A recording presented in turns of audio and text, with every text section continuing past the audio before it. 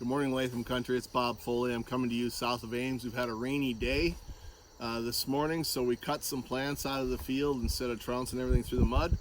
I wanted to talk to you today about tar spot. We have a few examples for you. So tar spot is really come into this area now south of Ames. The farmer's field here did not have an incidence of tar spot a year ago, and now it's been completely smoked by it. Tar spot can go through a field at a rapid pace once you have the infestation and you haven't put fungicides on it. So we'll show you some of those plants. Tar spot started in the 1900s in Mexico and was actually two pathogens needed to be present. Tar spot complex to get death in the field. In the United States, one of those pathogens is doing the job all on its own, and it's been progressing from Illinois and Indiana in 2015 up into Michigan, over into Wisconsin, down into Iowa, and now it's heading as far west as Sioux Falls, South Dakota. So this problem is here to stay. There's a couple of thoughts about how it should have been handled, and most of our assumptions in the early 2000s that we knew about tar spot were kind of incorrect. Cultural practices like crop rotation don't seem to have a large effect on tar spot management.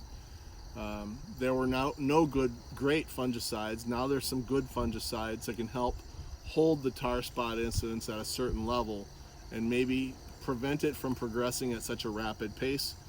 But there's nothing that's going to do the job against tar spot better than good old genetics.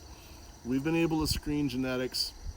Some other companies have some genetics that are being rated. They're rating resistance levels on a 1 to 9 basis, and then calling it resistance of a 7 or resistance of a 6, and that's really a discussion about tolerance. So we're trying to be front facing with what we have here. We have high levels of tolerance on several of our products, and we want you to be aware of what the difference is between a bad rating and a good rating. So if you look in the Latham seed guide and you go to page 14, we have a chart here that will rate 7 of the hybrids that we recommend for tar spot if you have a moderate or low incidence of tar spot, all the way up to if you have a devastating level of tar spot.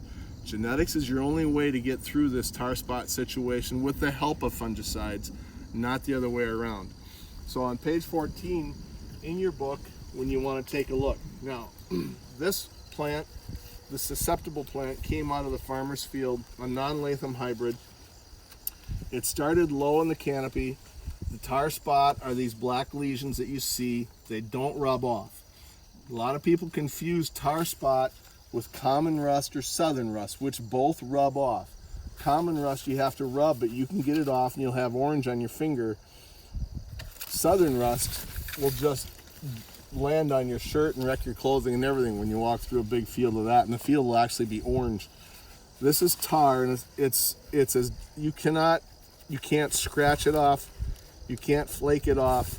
It's just part of the leaf. It's like trying to rub blacktop off a highway. It doesn't happen. So look at this, all the way down,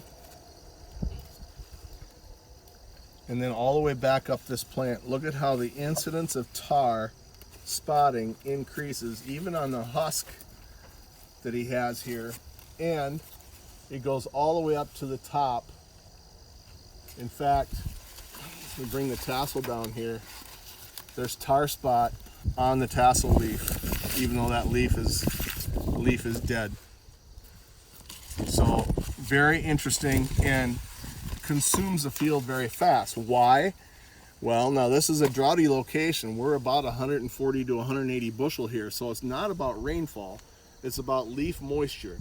And if we have 7+ hours of dew in the evenings, and we have continual cloudiness like we might have had when the smoke all came through the area and gave us many like 30 cloudy days in June and July, that's a big precipitator of tar spot getting going. Cool weather, wet leaves. In fact, it's gotten to the point where some people have done some irrigation studies, and they're irrigating at night because the leaves are already wet from dew at night. so that they don't irrigate during the day and keep extending that wet leaf period, and they're having better luck warding off the growth of the tar spot and the spread of the tar spot. So here's a susceptible plant, and the entire field is this or worse. If you look behind us here, you can see how toasted up the whole farm is, and that's where this plant came from. Now, two hybrids that have genetic tolerance at a high level are right here. This first plant is 5336 Power Core Enlist Refuge Advanced. It's on our list on page 14 in the book. It's a brand new hybrid. Gives you the double pro above ground action with the Enlist option. It has some tar spot here on the lower leaf, but as you can see, grew very little to the top leaf and is not affecting this plant's finishing off of grain. Okay, nice and healthy. Now I gotta tell you, our research plot and these three plants were all within 20 feet of each other. Here we have 5410, our lead tar spot hybrid. If you look at the bottom, as we did on the susceptible plant, you're gonna find a couple dots. As we tell you, every hybrid's gonna need a fungicide program ready at the ready, but this hybrid has shown multiple years of very good tar spot tolerance. We get to the ear leaf and all of a sudden it just disappears, and this product is finishing itself off in a very good way.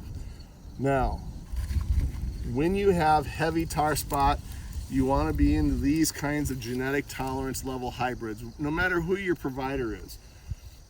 You want to avoid problems like this. Now, if you've not been getting tar spot incidences, or your neighbors haven't been getting, then you can plant these hybrids and not have this show up at a great level until one day it suddenly does. And you should always have a fungicide plan in place for whichever type of hybrid you plant. But if you want to manage good yields, manage stock quality, and manage your farm to its highest level, then you should be putting in tar spot when you have moderate to heavy, tar spot tolerant hybrids when you have moderate to heavy infestation levels.